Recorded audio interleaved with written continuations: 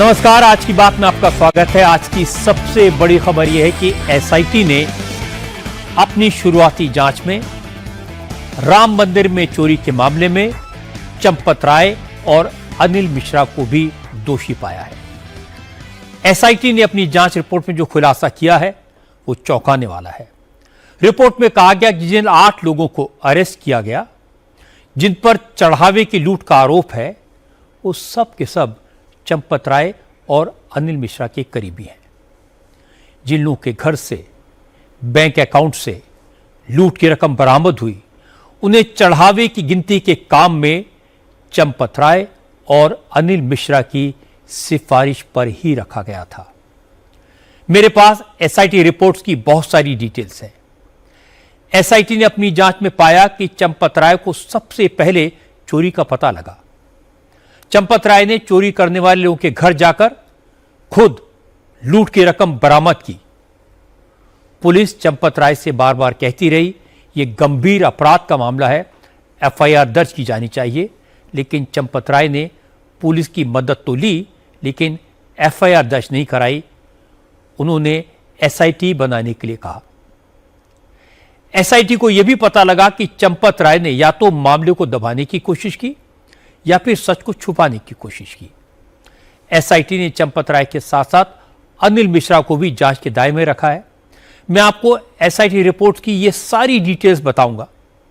मंदिर में पाप कैसे हुआ, वो कौन कौन से लोग हैं जो सीसीटीवी में चोरी करते हुए दिखाई दिए, निगरानी में किस किस लेवल पर लापरवाही हुई, चंपत राय और अनिल मिश्रा की सिफारिश पर कैसे पूरे के पूरे खानदान को चढ़ावे की गिनती के काम में लगा दिया गया।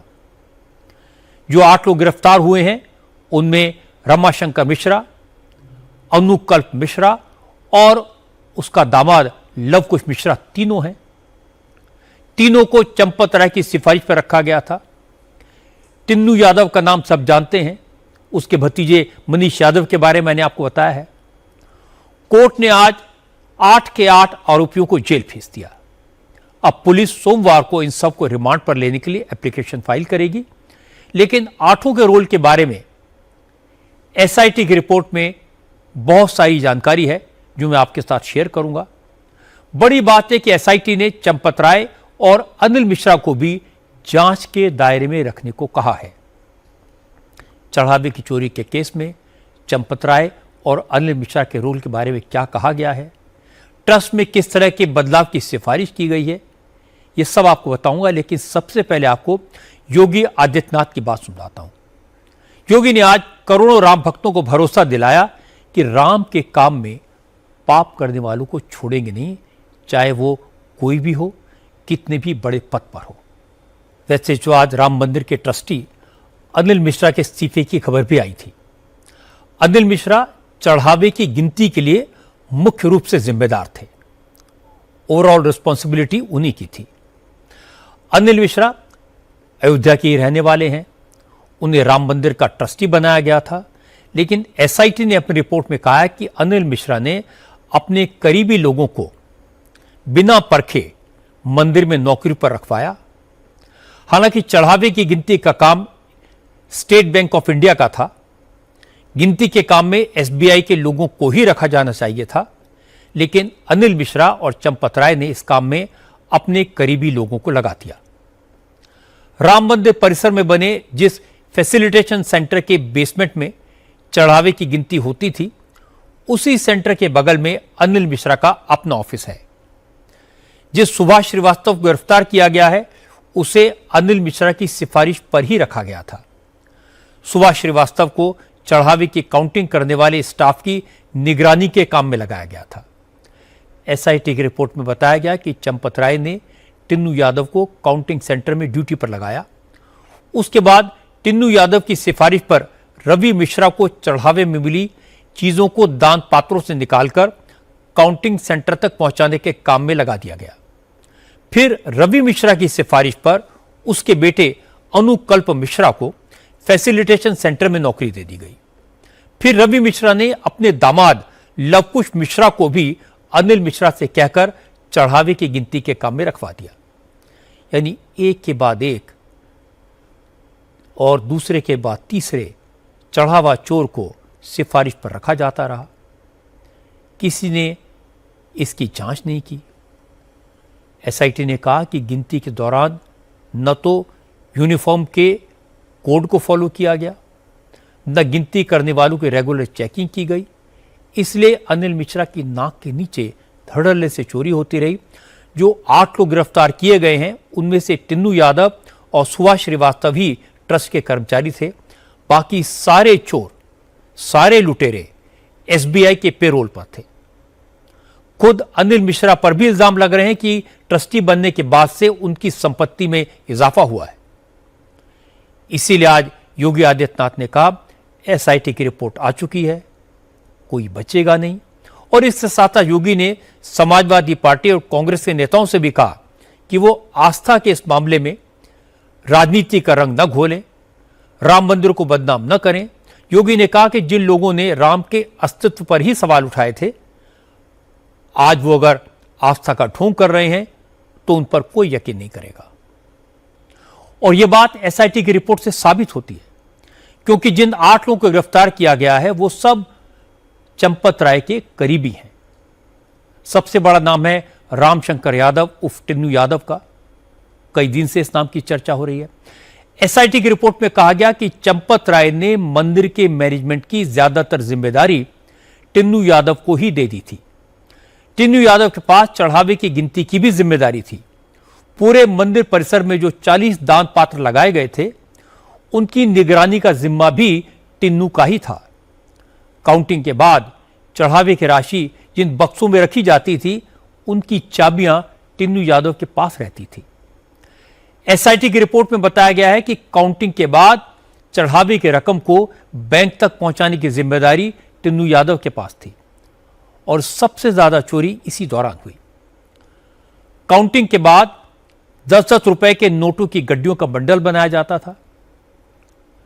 इसमें 10 के बजाय 14-15 गड्डियां रख दी जाती थी और रास्ते में एक्स्ट्रा नोटों की गड्डियां निकाल ली जाती थी। एसआईटी को शक है कि सबसे ज्यादा चोरी टिन्नू यादव ने की, इसीलिए उसकी प्रॉपर्टी इतनी तेजी से बढ़ी। एयरपोर्ट के पास उसका जो 70 कमरों का हॉस्टल है, आज पुलिस टिन्नू यादव को लेकर उस हॉस्टल में गई थी। अब टिन्नू यादव की एक एक प्रॉपर्टी की डिटेल की जांच की जा रही है। चढ़ावा चोरों के इस गिरोह का दूसरा बड़ा किरदार रमाशंकर मिश्रा है। रमाशंकर मिश्रा को टिन्नू यादव की सिफारिश पर राम मंदिर में काम पर रखा गया। रमाशंकर को पहले फैसिलिटेशन सेंटर में काम पर रखा गया, बाद में वो चढ़ावे की गिनती के काम में आ गया। एसआईटी की रिपोर्ट में कहा गया कि रमाशंकर भी कई मौकों पर सीसीटीवी में चढ़ावे की रकम चुराता हुआ दिखाई दिया है। एसआईटी को सिर्फ 45 दिन की फुटेज मिली है, उसमें भी कई जगह फुटेज गायब है।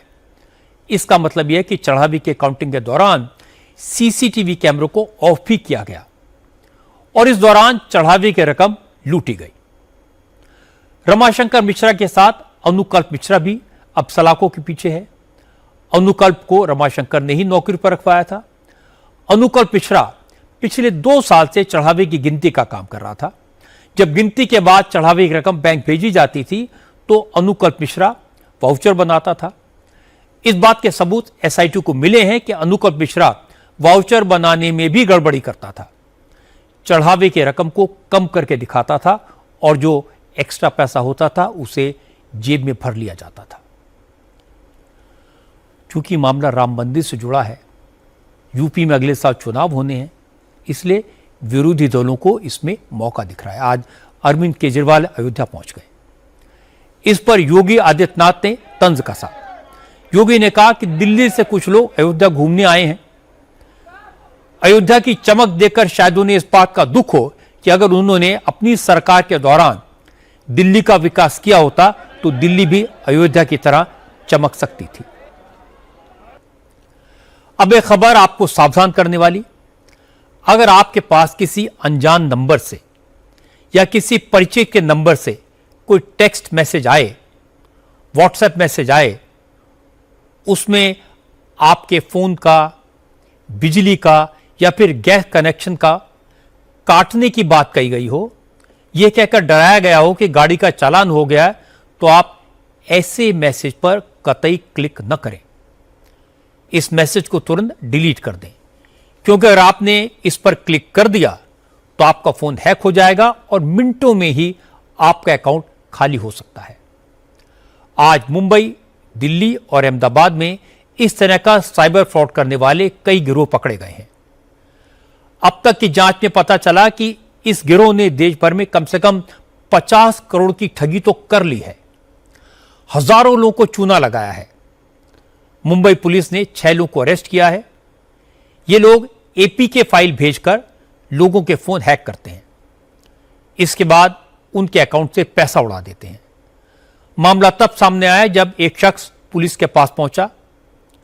उसने बताया कि उसके फोन पर मैसेज आया जिसमें लिखा था कि बिल जमा न होने के कारण आपका गैस कनेक्शन कटने वाला है। लेटेस्ट बिल चेक करके कम से कम 10 रुपए पे कर दो तो गैस कनेक्शन नहीं कटेगा। इस मैसेज के साथ एक फाइल अटैच थी। इस शख्स ने इस फाइल पर क्लिक किया, अपने अकाउंट से 10 रुपए का पेमेंट कर दिया। इसके कुछ ही मिनटों बाद उसके अकाउंट से 2,35,000 रुपए निकाल लिए गए। जब बैंक से संपर्क किया तो कोई मदद नहीं मिली। फिर यह शख्स पुलिस के पास गया। पुलिस ने जांच की तो इसके तार दिल्ली, झारखंड और बिहार तक फैले हुए मिले। मुंबई पुलिस की टीमें तीनों राज्यों में गई और कुल 6 लोगों को पकड़ा। अब बंगाल की बात करते हैं। आज बंगाल के मुख्यमंत्री शुभेंदु अधिकारी ने ऐलान कर दिया कि उनकी सरकार बंगाल में जल्दी से जल्दी यूनिफॉर्म सिविल कोड लागू करेगी। सोमवार को विधानसभा में यूसीसी बिल पेश किया जा सकता है। विधानसभा स्पीकर रथिंदर बोस की अध्यक्षता वाली बिजनेस एडवाइजरी कमेटी ने यूसीसी बिल का ड्राफ्ट सभी विधायकों को भेज दिया है। 3 दिन में सभी विधायक इस बिल के ड्राफ्ट को पढ़ लेंगे और सोमवार को इस पर चर्चा होगी। बीजेपी ने चुनाव के दौरान वादा किया था कि सत्ता में आने के 6 महीने के भीतर बंगाल में यूसीसी लागू किया जाएगा। शुभेंदु अधिकारी ने कहा कि उनकी सरकार अपना हर चुनावी वादा पूरा करेगी और जल्दी पूरा करेगी। मुख्यमंत्री ने कहा कि यूसीसी बिल तैयार है, लेकिन इसकी डिटेल वो विधानसभा में ही देंगे। अब आपको बता दो कि मुहर्रम के जुलूस में कहां कहां हादसे हुए, कहां कहां हंगामा हुआ। मध्य प्रदेश के उज्जैन से हैरान करने वाली तस्वीरें आई हैं।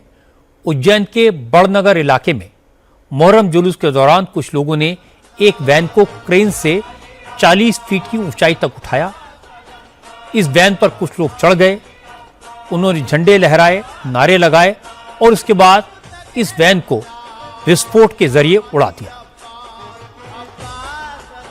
जिस वैन में ब्लास्ट किया गया उस पर एक पोस्टर लगा था। पोस्टर में लिखा था, लो फिर आ गए। चूंकि भीड़ के बीच ब्लास्ट किया गया था, लोगों को जान का खतरा हो सकता था, इसलिए जैसे ही वैन को क्रेन से लटकाने और फिर विस्फोट करने की तस्वीरें आई तो पुलिस ने केस दर्ज कर लिया। जांच के बाद शोएब, जाहिद और तस्लीम नाम के 3 लोगों को अरेस्ट कर लिया। इन पर एनएसए लगाया गया है और पूरे बड़नगर में इनकी परेड निकाली गई। तो आज की अच्छी खबर बता दूं, आज देश की पहली हाइड्रोजन ट्रेन का फाइनल हाई स्पीड ट्रायल हुआ। हाइड्रोजन ट्रेन का ट्रायल दिल्ली और जींद सेक्शन पर किया गया। इस दौरान ट्रेन को 120 किलोमीटर प्रति घंटे की रफ्तार से दौड़ाया गया। ट्रायल के दौरान ट्रेन की ब्रेकिंग सिस्टम, इंजन की क्षमता, ट्रैक पर स्थिरता और वाइब्रेशन लेवल की जांच की गई। टेक्निकल कैपेबिलिटी और सेफ्टी स्टैंडर्ड्स को देखा गया। पूरा trial research, design and standards organisation की टेक्निकल टीम की निगरानी में हुआ। अब मैं आपको बताता हूं यूरोप में गर्मी से परेशान लोगों के बारे में। फ्रांस, स्पेन, इटली, ब्रिटेन समेत कई यूरोपीय देश इस समय भीषण गर्मी का सामना कर रहे हैं। हालत यह है कि लोग गर्मी से निजात पाने के लिए नहरों में, तालाबों में, लेक्स में डुबकी लगा रहे हैं, सड़कों और पार्कों में लगे फाउंटेन में नहा रहे हैं। गर्मी के कारण स्पेन, इटली समेत 14 ऐसे देश हैं जहां पर रेड अलर्ट जारी किया गया है। स्कूल बंद कर दिए गए हैं, स्पोर्ट्स कंपटीशन रद्द कर दिए गए हैं और टूरिस्ट प्लेसेस पर पाबंदियां लगा दी गई हैं। सबसे बुरा हाल फ्रांस का है। यहां तापमान 40 डिग्री से ऊपर पहुंच गया है। यहां एफिल टावर का ऊपरी हिस्सा टूरिस्ट के लिए बंद कर दिया गया है। ब्रिटेन के साउथ लंदन में भी पारा 36 डिग्री है। यूरोप में आमतौर पर एसी की जरूरत नहीं पड़ती, लेकिन इस बार फ्रांस, स्पेन और इटली में एसी की डिमांड बढ़ गई है। दुकानों पर एसी आउट ऑफ स्टॉक के बोर्ड लगा दिए गए हैं। जर्मनी के कई शहरों में तापमान 30 डिग्री के ऊपर दर्ज किया गया।